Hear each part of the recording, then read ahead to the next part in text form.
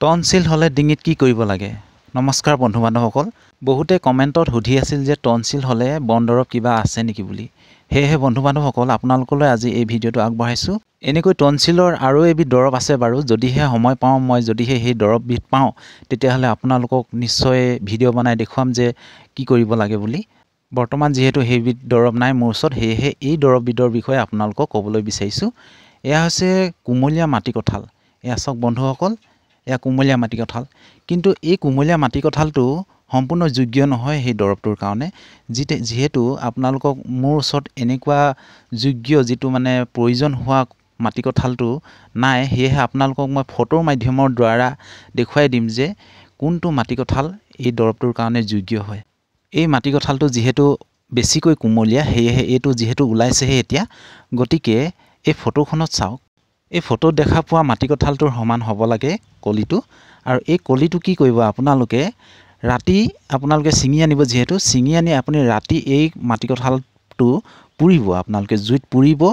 তাৰপিছত আপোনালোকে ৰাতিপুৱা কি কৰিব, ইয়াক ৰাতিপুৱা আপুনি পিচিব, মানে খুন্দিব, কিবা এটা পাত্ৰলৈ খুন্দিব, ভালকৈ মানে ধুই ল'ব পাৰে আপোনালোকে, যিহেতু ছাই হৈ যাব।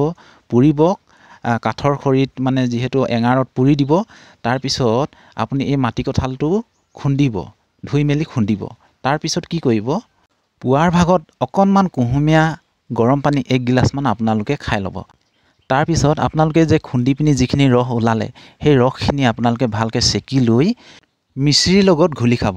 আৰু মিচিৰিবিলাক ডাঙৰ ডাঙৰ থাকে, সেয়েহে আপোনালোকে গুড়া কৰি ল'ব, তেতিয়াহে গোল যাব।